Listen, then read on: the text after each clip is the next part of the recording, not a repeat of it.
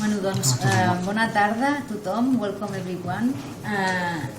Avui és el Dia Mundial de les Malalties Rares, 28 de febrer, i ens fa molta il·lusió que la Fundació Catalana de Malalties Minoritàries hagi escollit l'Escola d'Enginyeria per fer la presentació de la GameJam dintre del projecte Patient73. Jo realment no sabia ben bé què era aquest projecte dins de la federació, però quan he llegit una miqueta m'he donat compte que era algo realment important, perquè només llegir l'objectiu ja se t'obren els ulls, que és facilitar el dia a dia de pacients que pateixin malalties minoritàries, no només amb ells sinó també a les seves famílies, millorant la seva qualitat de vida. I la idea de que a través del joc es pugui fer això és molt atractiva. Jo crec que des del punt de vista dels pacients, dels familiars, i per tant trobo que és una idea genial i que espero que aquest concurs sigui un èxit de participació, perquè a més és per una molt bona causa i que segur que tindrà una acceptació boníssima. No m'extén més i ara li passaré la paraula al president de la Fundació, el senyor Francesc Cayuela, que també ens dirà una mica tots els passos que tindrem en aquest acte i els anirem conduint. Moltíssimes gràcies, Paqui, per la presentació. Jo, per començar, dir-vos que el que és l'acte en el dia d'avui només és el reflex d'una hora, però previ a aquesta hora hi ha moltíssima gent que ha estat treballant molt dur, molta gent de la Universitat Autònoma de l'Enginyeria, molta gent amb sentiment de compartir, d'ajudar i amb molta sensibilitat envers les malalties minoritàries i qualsevol altre aspecte social que es pugui donar. Però sé en experiència pròpia que sobre les malalties minoritàries i tot un seguit de gent que podem dir ja que està gent que està treballant des de Canadà, hi ha altra gent que està treballant des de Suècia, hi ha altra gent que està treballant perquè tota aquesta GameJam sigui possible d'arreu del món. Abans has comentat el per què des de l'Autònoma, ho has dit, ostres, clar, la meva sensació, el meu sentiment de pertanyença a l'Autònoma és molt alt. Per començar vaig estar estudiant aquí a la casa i estic molt vinculat a l'Autònoma i m'agrada compartir l'ambient i l'esperit generós de col·laboració que sempre hi ha amb l'Autònoma, tant dintre de l'equip docent com del que seria l'alumnat.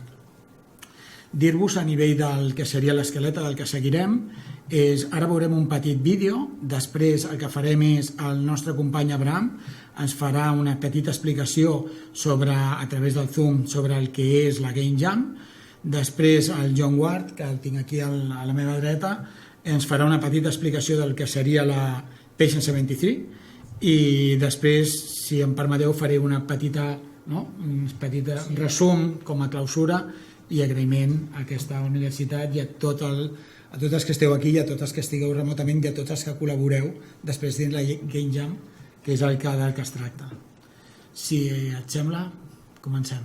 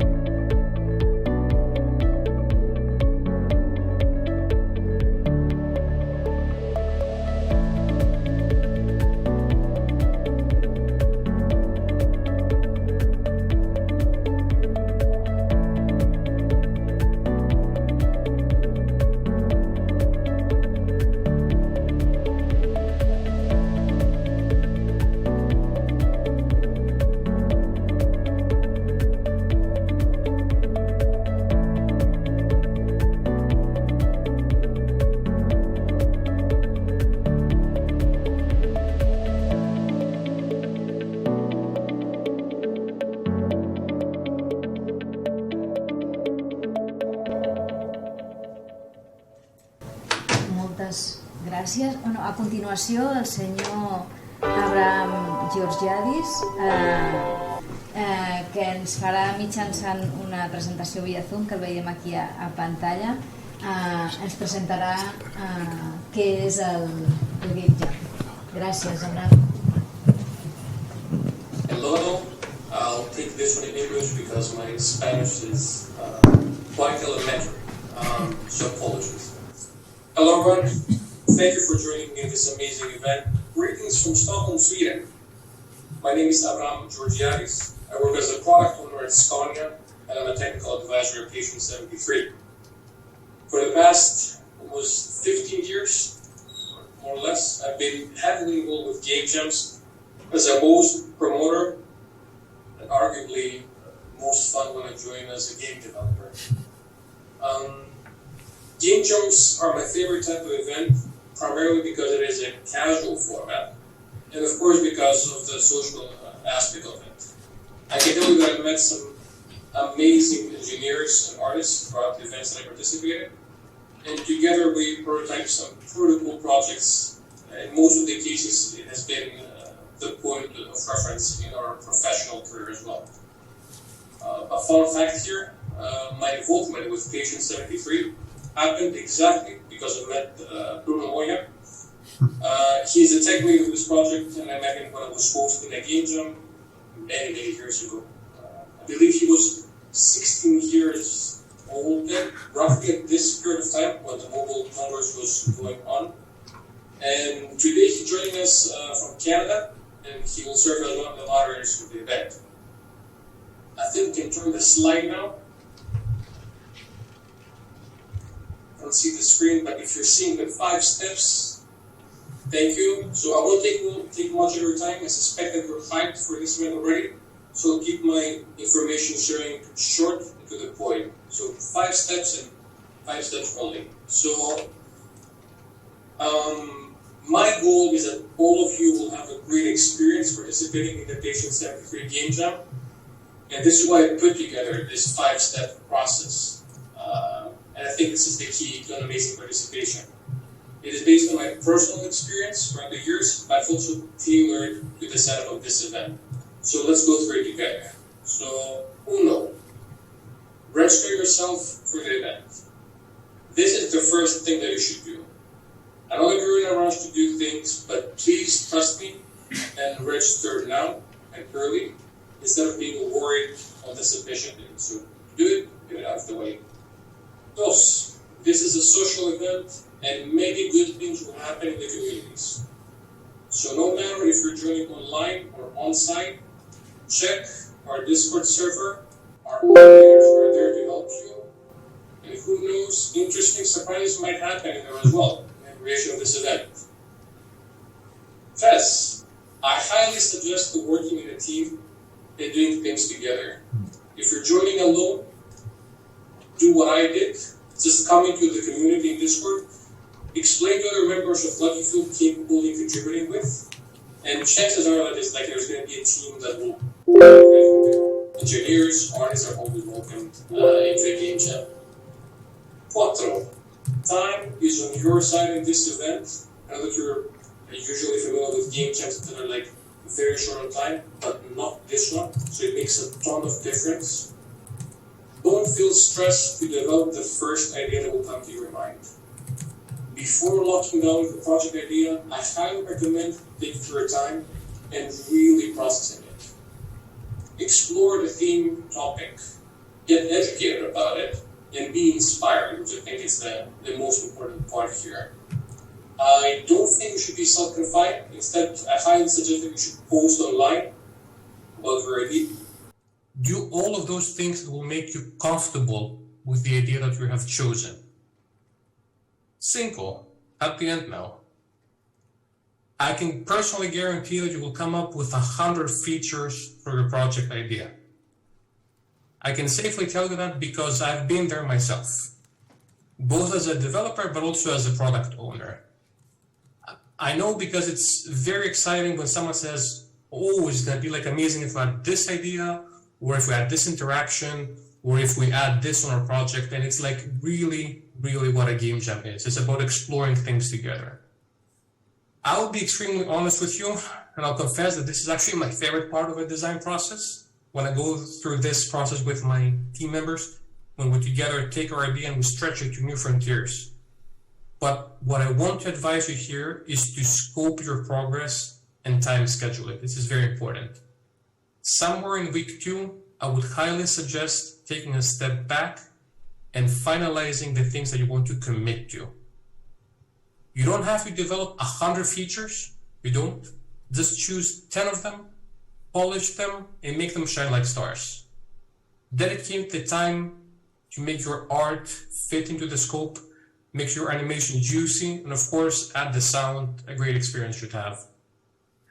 My best advice approaching this is to dedicate some time every day, actually, to play test your ideas and your progress.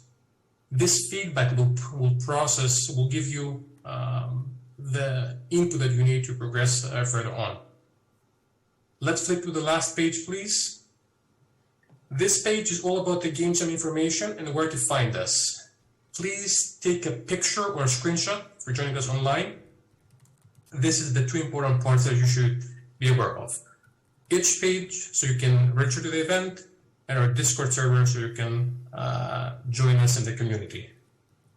I will save us the time of taking questions, and instead I will answer every question that you have in the Discord server. I'm already there, so welcome on board and vamos, let's do this.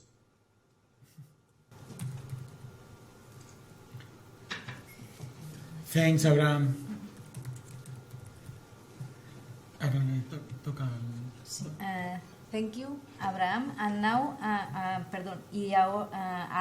tindrem, entre els idiomes, tindrem una breu introducció del senyor John Ward, que és el patró de la Fundació Patient73. Patient73. Inglés, català. Hola, buenas tardes a todos. Gracias por cedernos este espacio. Estoy encantado de estar aquí y poder explicar brevemente, muy brevemente, porque hoy estamos aquí para el Game Jam. Pero, ¿por qué tenemos el Game Jam? Pues Patient73, The Hub, es un sitio donde todos los pacientes, las asociaciones, los investigadores que están involucrados en rare diseases, los centros, las farmas, todos pueden juntarse y hacer comunidad. Es un espacio de encuentro virtual para todos los jugadores de este mundo, este ecosistema de rare diseases. I should be speaking in English, so I'll continue in English, excuse me. Se llama Patient73 y muchas veces, lots of times people say, so why 73? What we want with 73, it's a unique number. In maths, it's the 21st prime. If you switch it around, it's the 12th prime. If you multiply 7 by 3, you get 21, which is its prime number. It's binary numbers, a palindrome. So it's a pretty unique number in itself. And most importantly, it's Sheldon Cooper's favorite number from the Big Bang Theory. So it's just like our patients. They're unique. We don't like to think of them as rare or funny or anything like that. We want something that represents them as being unique in this world. So Patient73, unique, just like you. So what's the hub in itself? The hub is, as I say, it's a virtual meeting place for everybody who's involved in rare diseases, not just for the patients, it's for everybody. And when you get to the home page, you have different sections, as you can see here. So we have, of course, an agenda, all the events that are going to happen around the Patient73 and the foundation. We have different news sections and videos. The page itself looks like a YouTube page in many ways. So you've got a whole series of videos and lots of content that you can get to. And finally, this part, this is a menu. This is how you get to all the juicy pieces of the Patient73 hub. I'm going to look at just a few briefly. The map isn't just a map. It's a map of where are the patients, where are the hospitals, where are the experts in your disease. So it's a search engine, a very, very powerful search engine that gives you the numbers all around the world. It's a global map. You can think of it as though it were Trivago. Trivago has an incredible amount of information on its page. It's an extremely complex technology driven by AI, which we'll see in just a second. So if you look at the map, you can see where are the diseases, where are the associations, where are the users, what's the news, where are the events happening. So people from all around the world can find out what's happening in their area, as well as connecting with people from other parts. Every association that gets onto the platform is given a mini site, and we help them. A lot of associations have very little money and very few resources to do any of this work, so we provide them with that platform, literally, to have the world understand what they're doing and that they can communicate with other associations in the same disease or different diseases. We have a section on the diseases themselves. The last count for rare diseases was 10,800. And depending on how you look at them, it can go up to almost 12,000. So there are an incredible amount of rare diseases at the moment. We have a whole section on clinical trials where patients can look for trials that might be appropriate for them. They can see their profile and then look for a trial that might be good for them to give them access to a therapeutic solution. We have the games. Lots of people say, so why do you have games on a rare diseases page? Well, it's precisely what this whole event is about. So people are ill, but you don't want to always talk about being ill or looking for solutions. You also want to meet other people. The game jam and the game platform is a wonderful way to give people a way to connect between them. And the game jam is just the beginning. With the games platform, we hope that children and adults will be able to get onto game platforms and communicate with each other for free. That's the whole idea. There's also a section with job offers. We're trying to have positive discrimination for patients with rare diseases and their caregivers, that we can find them job placement, because money is a big problem often for people with rare diseases. There's also a section on education where we'll be offering education online for free through collaborations with different companies online, which is often a big problem for patients with rare diseases, as well as telemedicine, so the patient doesn't always have to go to the hospital or go to their health centre to be seen. Lots of their evaluation can be done online and save them the journey, because often mobility is a big problem. So there are three types of artificial intelligence on the page. The first one obviously is, how do I find my disease? Rare diseases often have many different names, and it can be very difficult to find your disease, and that's what a patient will look for first in any place that they're looking for information. So that's one complex piece of artificial intelligence which helps us to find that disease for them. The second one is about the content itself. The patient doesn't see the same content as everybody else. The content is customized to what they will be interested in, to their disease, to their associations. And finally, what we want to do, everybody will be able to contribute to this platform. It's a bit like Wikipedia. It's not somewhere where we put out information and you just look at it and learn from it. The idea is that the patients add information to this. They can talk about the natural history of their disease, and that's an incredible help to the doctors and the investigators who have to try and help them, because the problem with rare diseases is there's little knowledge about them. So what we do here is that all of that knowledge, all of that information, we can convert it into useful knowledge through artificial intelligence. So as I said, there's 10,000, almost 10,900 rare diseases, and all of those are on the platform already. They're all accessible to the patients.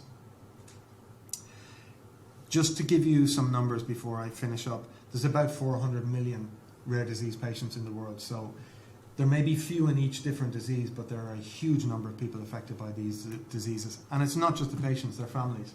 So you've got maybe 1,200 million families affected by rare diseases. So it's a huge burden on our society, huge burden on those people and the people around them.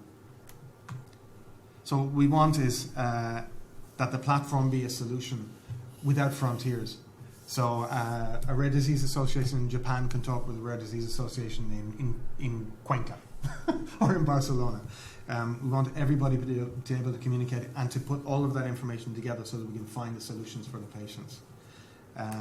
Just a very quick video from a girl called Martina who suffers from a rare disease, and she explains what she thinks the platform can do for her. Hello, my name is Martina. I'm living with a rare disease. I wish the cure in the future. All affected people by rare diseases need awareness, knowledge, research, treatment, and engagement. We believe that someday all of these important things will arrive. Thanks, Patient73.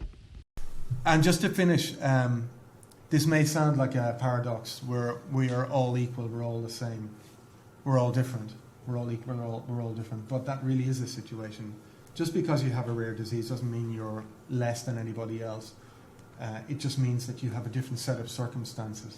Your circumstances are different. Yes, we're all different, but in this I think we're all Patient73, and if we have that attitude we can make a great deal of progress for these patients and their families. Thank you very much for your time. Thank you, John. Thank you. Finalmente, devuelvo la palabra a Francesc Ayuela, que nos hará la clausura del acto. Moltes gràcies, John. Jo m'agradaria ara per fer una... Quan està parlant el John m'ha vingut al cap la foto, la percepció que han tingut les diferents parts de l'ecosistema respecte al que és Patient73. I és molt diferent. És una miqueta com... Sembla que parlem de conceptes diferents. Quan hem parlat amb les farmes ens han comentat que ha sigut com un somni. Alguna persona ens ha dit, caps d'Europa d'alguna farma, ens ha comentat si ens haguessis preguntat no haguessin sabut dir que el que necessitàvem era això, però al veure la presentació de Patient73 hem arribat a la conclusió de que això és el que necessita l'ecosistema de les malalties minoritàries a Europa i al món, la qual cosa ens va enorgullir molt, no? Ens va fer sentir-nos molt bé. Després, quan ho hem presentat als hospitals, la perspectiva, ara no rieu, però ha sigut de dir, bueno, però això qui ho fa? Això ho fareu vosaltres, no? Això ho necessitem, però això algú ho ha de ficar, nosaltres no podem fer això, sí? I nosaltres vam dir, bueno, prenem nota, ho intentarem, sí? Però com a mínim no ens van dir que està malament. Aleshores vam anar als pacients, i els pacients van dir, bueno, això no és prou friendly, això no va prou fàcil. Això, i vam dir, bueno, menys mal que tot ho hem fet pensant en les associacions i amb les famílies i amb els pacients i en facilitar que tot l'accés sigui aquest, no? Aleshores això seria com, sembla una mica com d'acudit, sembla que parlem de coses diferents, però és una miqueta la percepció, suposo, que vist des de la necessitat de l'afectat, no? Vist des de la necessitat en tota la problemàtica que té una família amb aquesta problemàtica, doncs tendeix a veure de forma natural totes les dificultats que té. Els hospitals, evidentment, perquè van fins a dalt de feina, doncs, que els sembla molt bé però que ells no podran, i les formes que van amb més perspectiva diuen, doncs això em sembla molt correcte. I agafant de bram la idea que ha dit dels 5 punts, a mi m'agradaria acabar de tancar amb aquests 5 punts, no? De dir, a mi m'agrada 5 idees, de dir, una, som moltes malalties minoritàries, però al final de cada una d'aquestes malalties hi ha personetes humanes úniques, que deia el John, sí? 2, bueno, tu, no? Jo ho he dit en castellà, doncs fem al revés als remarros, no? Tu, adaptem aquests jocs als nens, a veure si podem fer, perquè cada nen té una dificultat diferent, les discapacitats tenen això, no podem fer un game que sigui per tothom estàndard de la societat, no, hi ha diferents realitats i ens hem d'intentar adaptar. 3, provoquem una solució, un somriure o una rialla, seria genial. Si veure un nano que té tot un seguit de problemes, quan el veus jugar, quan el veus que està interpretant el joc amb la seva capacitat com ell pot i que ho està gaudint, quan té molt poques coses que està gaudint, és molt maco. Un parèntesis, fa 3 setmanes, un dissabte, perquè moltes coses les fem fora d'horari natural, un nano que l'única cosa que deia al principi estava jugant en un lloc que no entenia el nano i només deia que s'estava amagando para que no lo mataran. I la seva forma de jugar era posar-se en un racó i amb allò per ell era jugar. Era que estava amagado. Ho dic perquè entengueu la diferència. No m'explico més perquè, clar, el nano anava per molt i ens ho vam passar molt bé amb ells, però aquesta era una miqueta la lectura que ell tenia. Ell estava jugant un joc que era per altre tipus de nanos, i la seva forma de jugar era amagar-se. Així no el mataven. I ell aguantava. 4. Disfrutem. Espero que disfruteu, tots els que participeu, de la nostra primera GameJam per les malalties minoritàries que són persones úniques. Aquesta és la nostra fita i és la vostra aportació. Agombolem-nos com a societat, tinguem cura de tots els membres de la nostra societat, allò de que tots som únics o que tots som iguals, no? Tots som iguals, tots som diferents, no? Al final tots som membres d'una societat i la societat ha de tenir cura d'ella mateixa i hem de intentar cuidar una miqueta a membres de la societat que tenen més dificultats. Anem a intentar fer-los una mica més fàcil la seva vida. I res, per acabar, donar les gràcies a la Paqui, a tots vosaltres, en especial, si se'm permet, al Ramon, aquí assegut, que ha sigut la persona pont i la persona amb la que més hem estat parlant i escalfant el cap per poder coordinar la GameJam i que encara li queda molta feina per fer, per dinamitzar i per treballar molt més. Bueno, gràcies. Moltes gràcies, Francesc. Bueno, doncs ara ja anem al coffee break, que tindrem a continuació, i també molt important, hi ha una exposició fotogràfica. No sé si està instal·lada ja dins les vitrines, no, encara no, però hi haurà una exposició fotogràfica que us animo a que tots l'aneu a visitar i bueno, ara, si voleu, ens dirigim al coffee break, que és aquell vestíbul, no? Ok. Molt bé. Ciao. Doncs moltes gràcies a tots per haver vingut.